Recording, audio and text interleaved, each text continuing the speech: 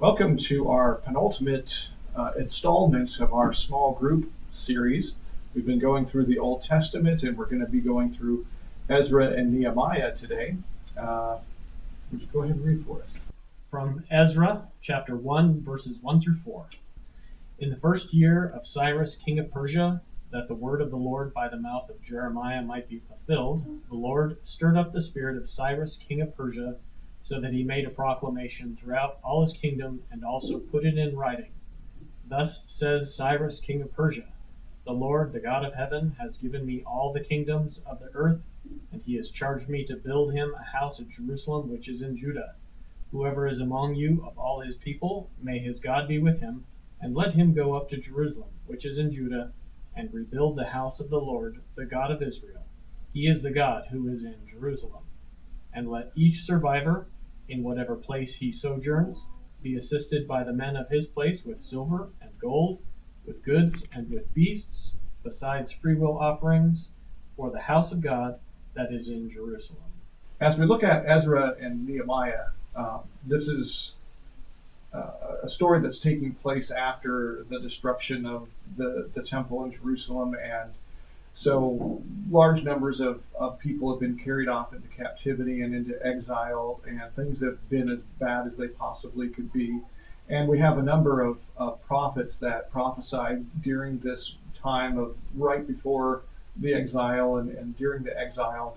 And they prophesy that God's people are going to return. And we've spoken in dealing with those prophets about why the prophecy takes place, that God's people need to know that God is in control in this seeming disaster.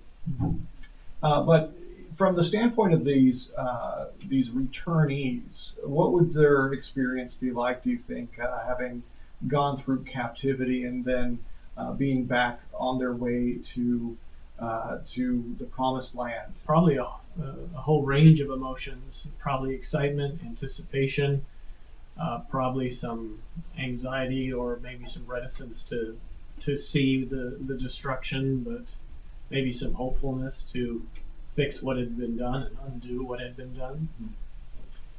It would seem like that there's like you said, hope and optimism, and I would think that if this is something that God had prophesied and it's happening, there would be just huge, overwhelming, positive emotions. What happens when those kinds of emotions meet reality?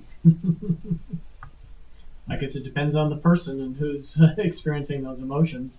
Again, I guess a host of things could happen. Some of us see the challenge ahead of us and say, let's do it.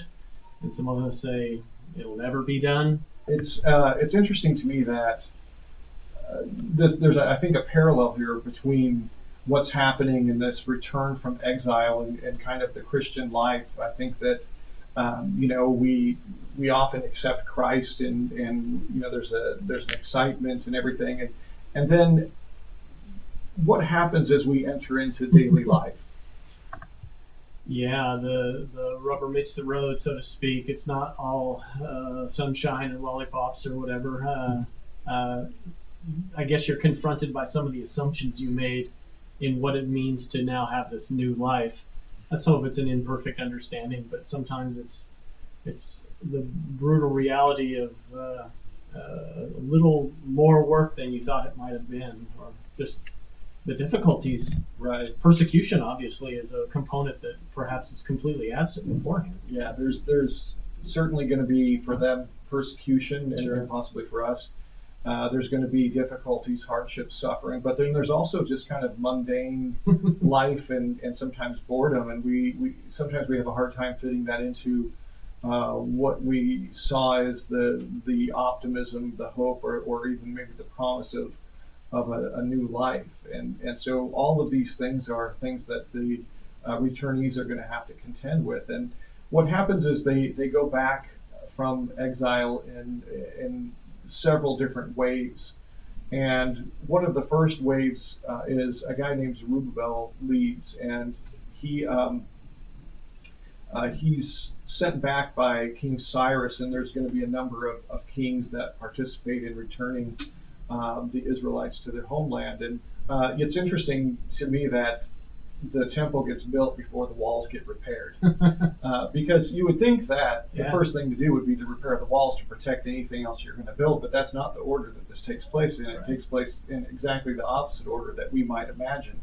There was a guy, I think was it Maslow, his hierarchy of needs, um, that first people needed food and water, and and then the spiritual, the spiritual kind of needs were placed in kind of the tail end.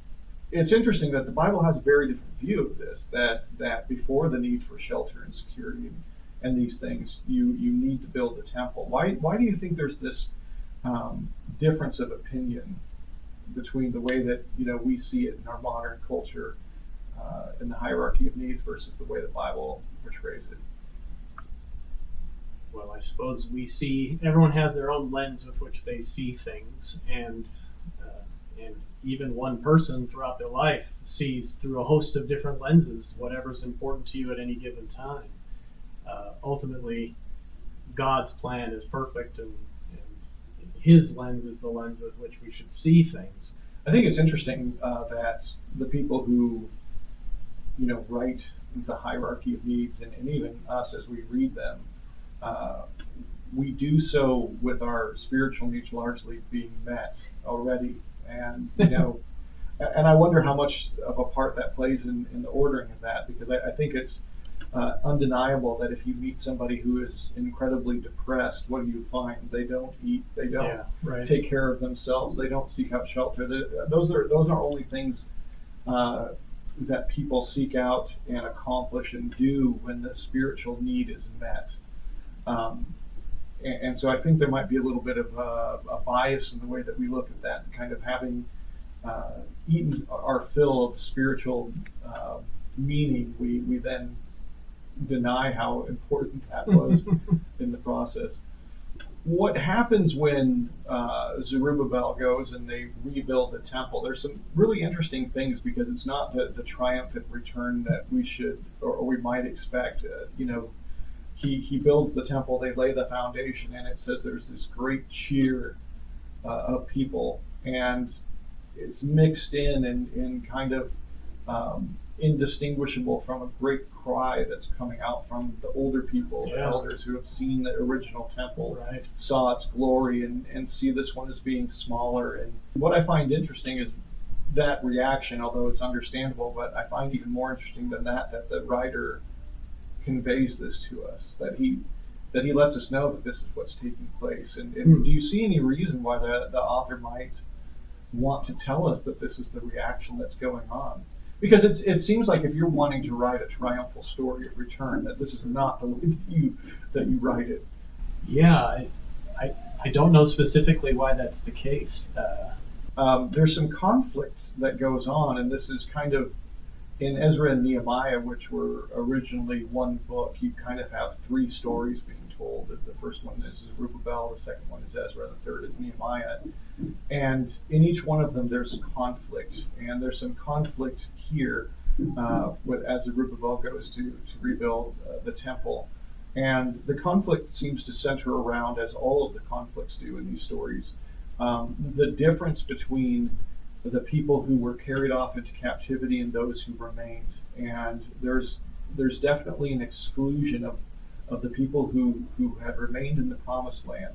And you would think that those people could have a claim to being maybe more legit because they didn't get carried off into captivity, but that's not the way that it's working out.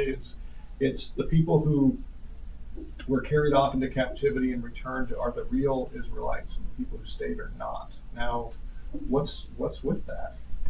That's a good question. The ones who are carried off are the ones who return and are going to start rebuilding, and the ones who did not get carried off, they are told by the other group, you don't get to participate in this rebuild.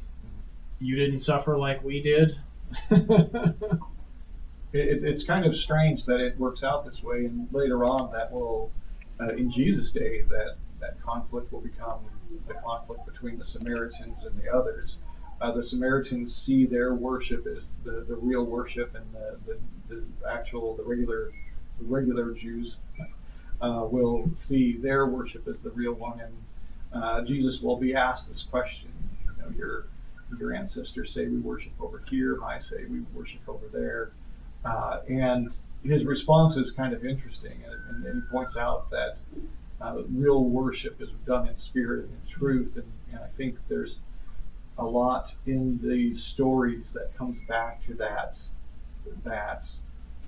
response that Jesus gives of worshiping in spirit and in truth. Because really, if you look at the conflict here, the conflict is about purity.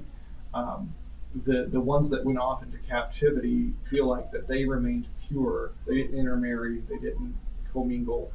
And the ones that stayed behind because other people from other nations were moved in are now just a hodgepodge. And if you have a physical covenant that has